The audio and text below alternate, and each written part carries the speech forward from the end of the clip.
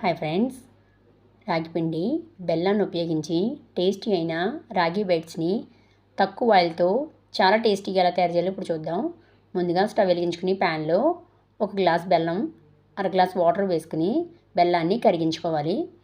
బెల్లం కరిగితే సరిపోతుంది, పాకమే అవసరం లేదు. బెల్లం కరిగిన తర్వాత స్టవ్ ఆఫ్ చేసుకుని పక్కన పెట్టేసుకోండి.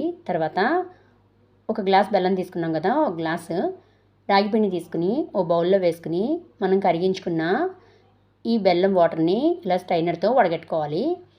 ఇలా వడగట్టేసుకున్న తర్వాత దీంట్లోకి 1 స్పూను గోధుమ పిండి, కొంచెం ఉప్పు వేసుకుని ఈ విధంగా వీడియోలో చూపిస్తున్నట్టుగా కలిపేసుకోవాలి.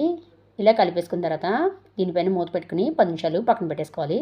తర్వాత స్టవ్ వెలిగించుకుని గొంతు పొంగనాల ప్యాన్ పెట్టుకుని దీన్ని 1 స్పూను ఆయిల్ వేసుకుని తర్వాత మనం తయారు చేసుకున్న ఈ రాగిపిండి మిశ్రమాన్ని ఈ విధంగా వేసేసుకుని దీనిపైన జీడిపప్పుని లేకపోతే మీకు ఇష్టమైన డ్రై ఫ్రూట్స్ని పెట్టేసుకుని ఒకవైపు వేగిన తర్వాత రెండో వైపుకి టర్న్ చేసుకోవాలి.